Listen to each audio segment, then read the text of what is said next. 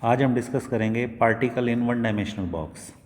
इसके लिए सबसे पहले हम टाइम इंडिपेंडेंट श्रोडिंगर इक्वेशन लिखेंगे।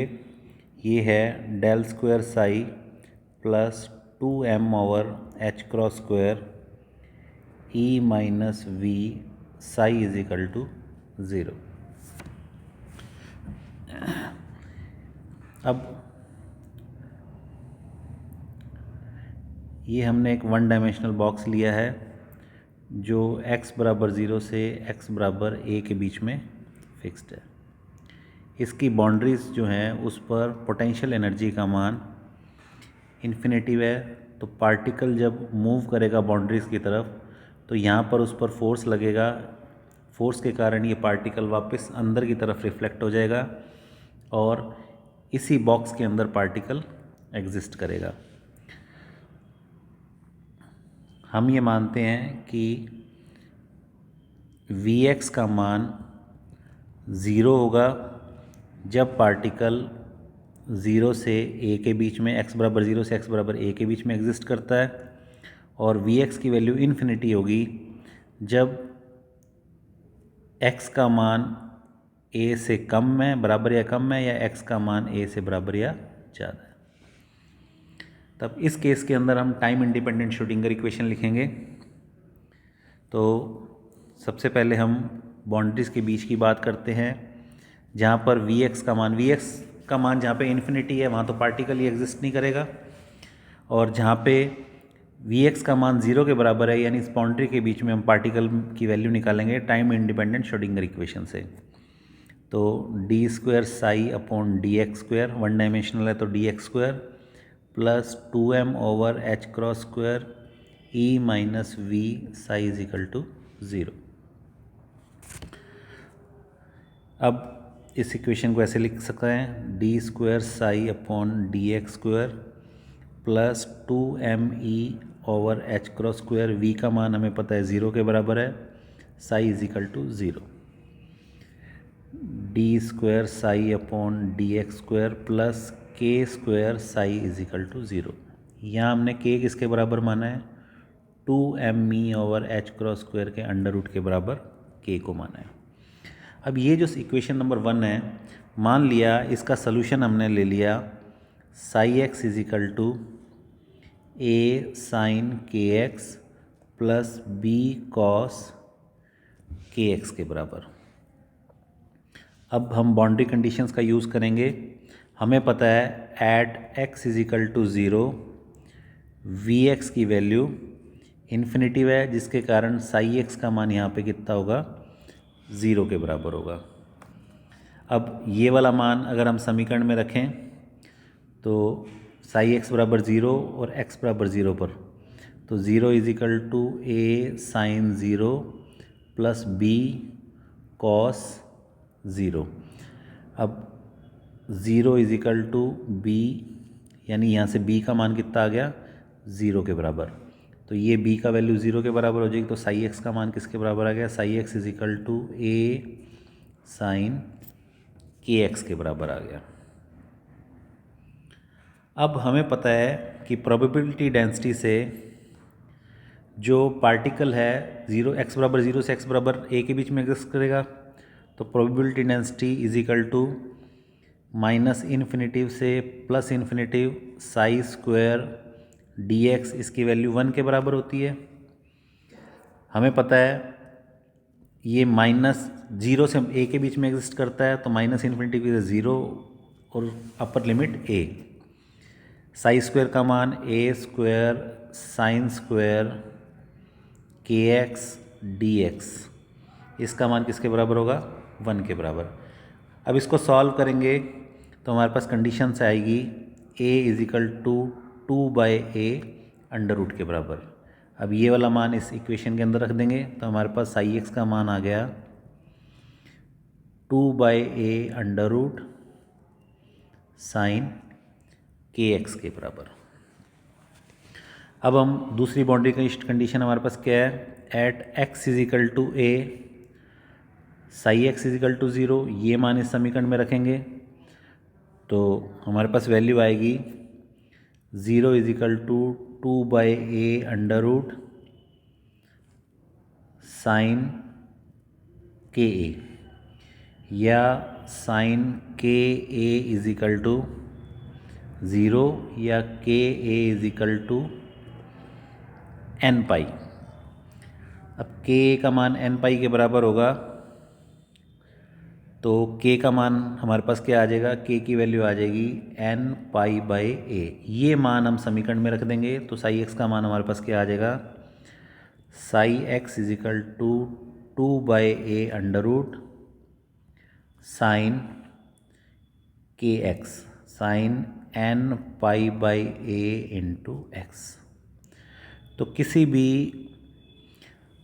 1D जब पार्टिकल किसी 1D बॉक्स में होता है तो उसके लिए वेव फंक्शन का मान हम होगा psi x is equal to 2 by a under root sine n pi x by a के बराबर। अब इसका साइन का डायग्राम बनाएंगे। अगर x और n की वैल्यूज़ के बीच में ग्राफ खींचा जाए, ये x बराबर 0 से x बराबर a के बीच में, यहाँ पे सपोज करो वैल्यू n बराबर 1 ले ली, n बराबर 2 और n बराबर 3। तो n बराबर 0 1 2 3 के लिए साई वेव फनल का हम ग्राफ खींचें तो n बराबर 0 के लिए ग्राफ इस तरह से आएगा। n बराबर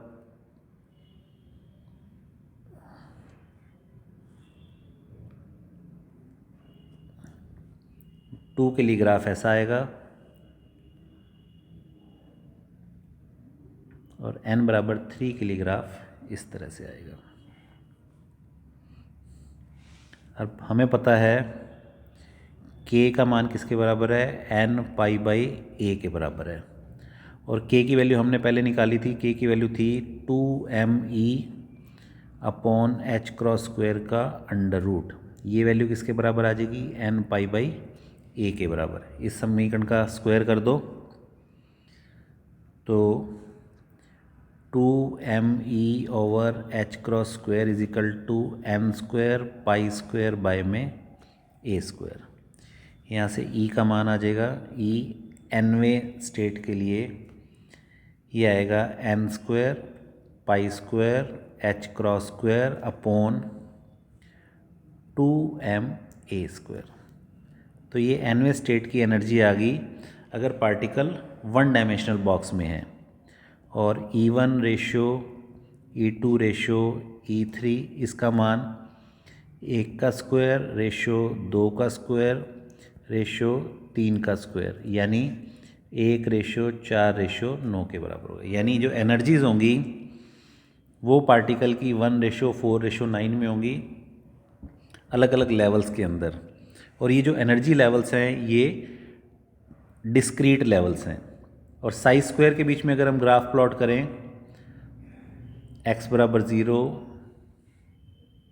से x बराबर a की बाउंड्री के बीच में, x बराबर 0 और x बराबर a की बाउंड्री के बीच में अगर हम साई स्क्वायर के ग्राफ प्लॉट करें तो x बराबर 0 के लिए ग्राफ साई स्क्वायर का इस तरह से आएगा।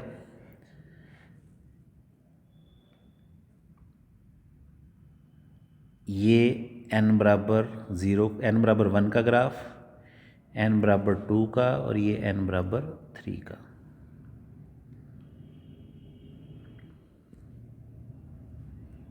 इसी तरह से ग्राफ n बराबर 4, 5, 6 इन सब के लिए हम कैलकुलेट कर सकते हैं।